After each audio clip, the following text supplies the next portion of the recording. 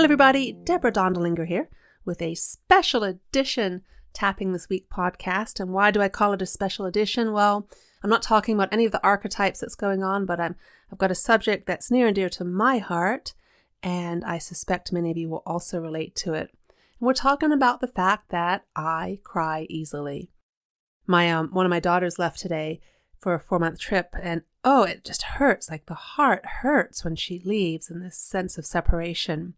And I was thinking about the judgment I have around the idea that I cry easily, because I do cry easily. Now, when I'm working with a client, I don't cry. I'm just in a very big, different space. But outside of client work, commercials make me cry, books make me cry, thinking about the state of our world makes me cry. I cry easily. And I've held that as a sign of two things, as a sign of weakness and a sign of unresolved trauma.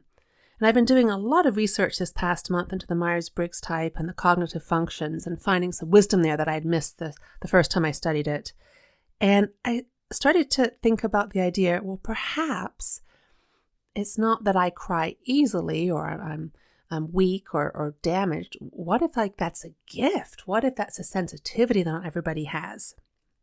So if you relate at all to the idea that you cry too easily, or you know someone in your life who does, I invite you to do some tapping with me. We're going to be talking about a couple of different aspects that come to mind around the idea of I cry easily.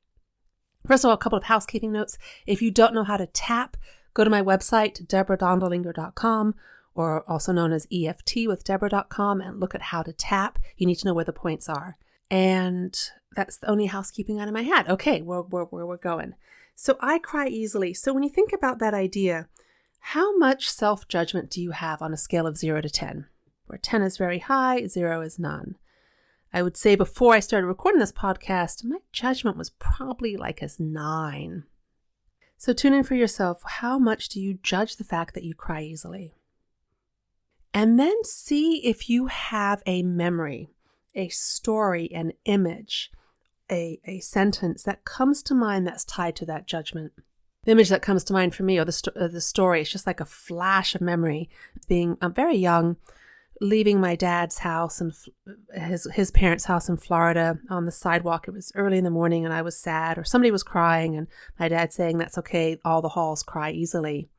But there's still a sense of but we shouldn't. It was, for some reason, that became judgment rather than reassurance.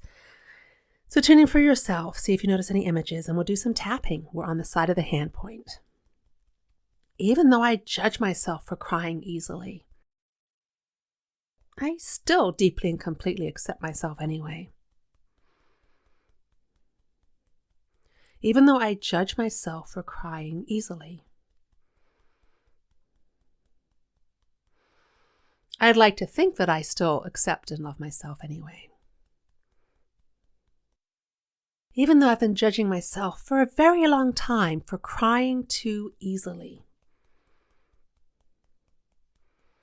I thought something was wrong with me. I'm crying and nobody else is. I deeply and completely accept myself. Moving through the points, I begin with the eyebrow. You can use one hand or both. Beginning the eyebrow, I cry easily. Side of the eye. I'm pretty sure something's wrong with me because I cry so easily. Under the eye, I cry easily. Under the nose. Well, actually, it's not easy. I cry hard and it hurts. Chin point. There are things I see, things I feel that bring up tears.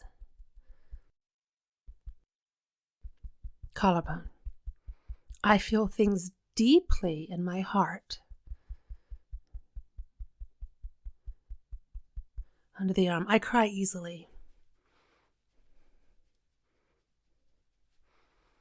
Top of the head. There are times when I cry. Relax your hand, gentle breath. So notice that round. I realized while tapping that the judgment of I cry, there was judgment even in that statement, I cry easily. Actually, it's not easy to cry. It's hard work to cry. It hurts to cry.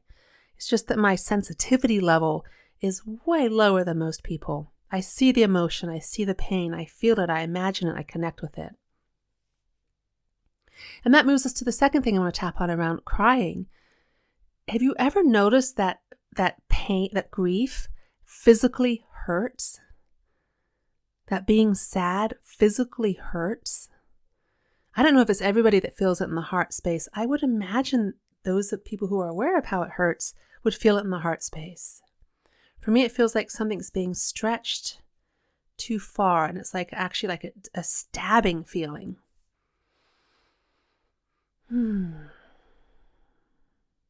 the side of the hand, as I notice the physical pain of crying, I deeply and completely accept myself. As I notice the physical pain when I'm grieving, I deeply and completely accept myself.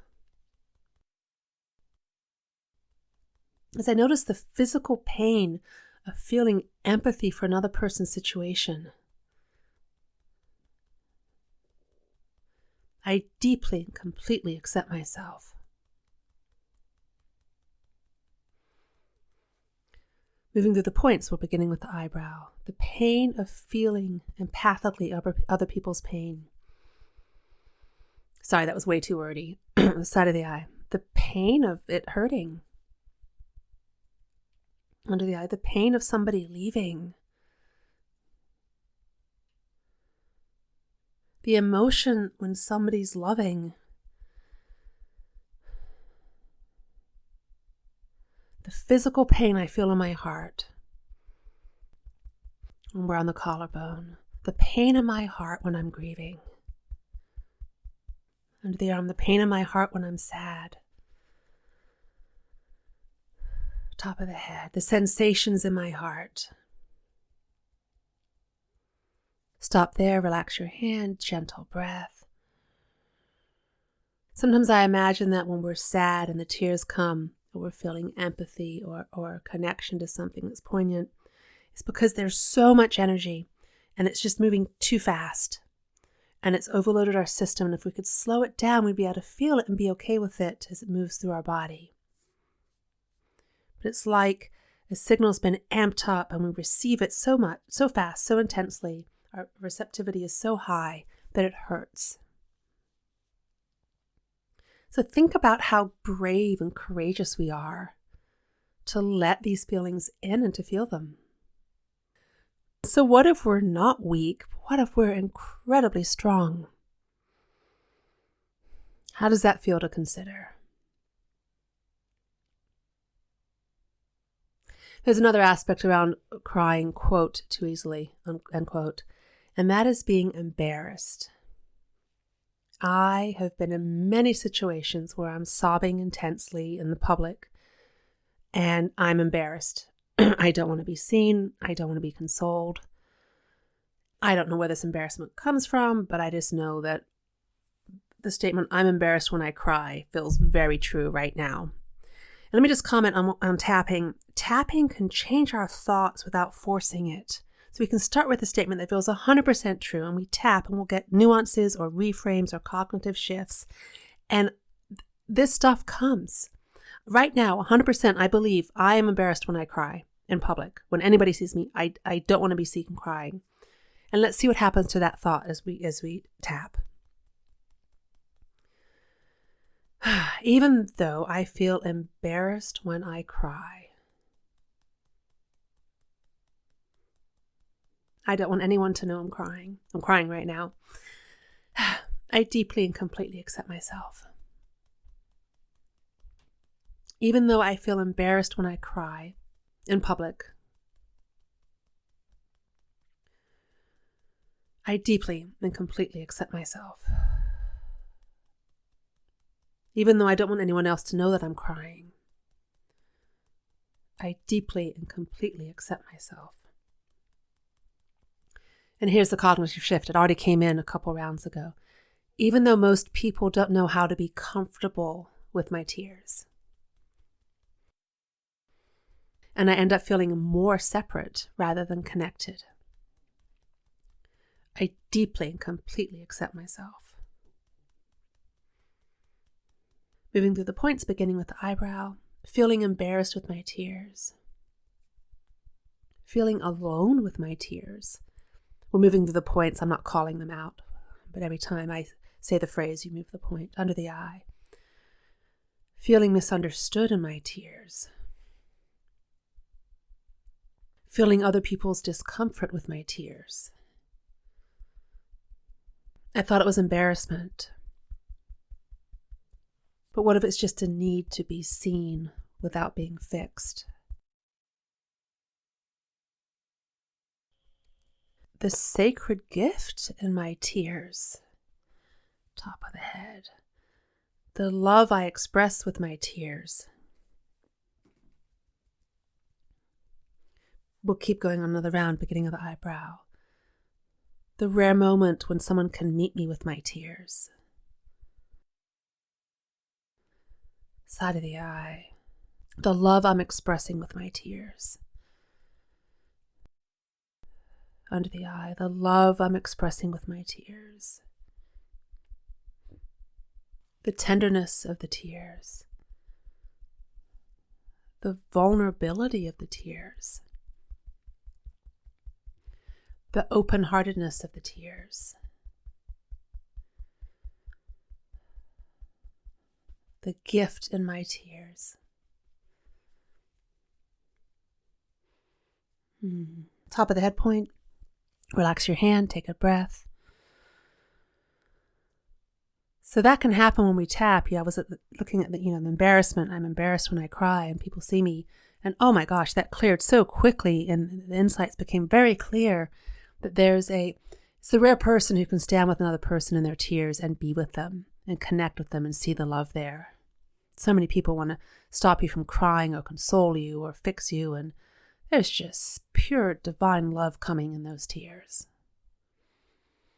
The last aspect I had was anger, and that had to do with oh yeah, it's still there. All right, is it situations I've been in where I've been crying and as expressing emotion, feeling something very deeply, and I'm misunderstood. People think something's wrong with me. Okay, right there. Something's wrong with me if I'm crying. I reject that idea, but it makes me so mad if other people think it. So we're tapping on anger. And this is a really good time to remind us of the anger point. The anger point is under the breast, along the breast line, the crease of the breast where it touches the rib cage. And you can tap there or rub. You often find a sore point. That means it's a really good point to be tapping on. And honestly, I wish I included this point more often when I tap and I just forget. Okay, side of the hand, even though it really makes me angry that people think there's something wrong with me if I'm crying, I deeply and completely accept myself. Even though I hate it when people think something's wrong with me. They see me as weak rather than seeing my depth. I deeply and completely accept myself. Even though I've been judging myself for crying easily. And so I react to the judgment of other people. What if I can claim and honor for myself the nobility and honor and grace in feeling so deeply? And the tears are just a sign of how deeply we feel. Eyebrow. People misunderstand the tears. People misunderstand the tears. People misunderstand the depth of the emotion. People misunderstand how deeply we see and we feel. I want to keep opening my heart wide open, broader and deeper and more inclusive. What if the tears are just growing pains sometimes as the heart stretches more open? I'd rather cry than lock up my heart and throw away the key. What if tears are the language of love? But still moving through the points.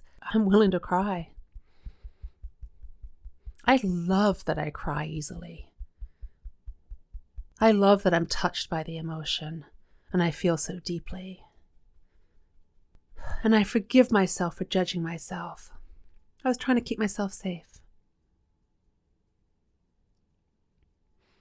Okay, stop there. Gentle breath. So what's changed for you when you think about the fact that you cry with depth and with passion? I think I am banishing the words from my vocabulary that I cry easily. I have to come up with a better name for that. Although the title of this podcast is going to be called I Cry Easily, just to make the point of where we're going here. Well, thank you for tapping along with me. This is beautiful work. And I'm supposed to give you some announcements. I don't even know what they are. Check out my website, deborah.dondelinger.com, also found at eftwithdeborah.com. And until next time, all right, thanks for tapping with me. Bye.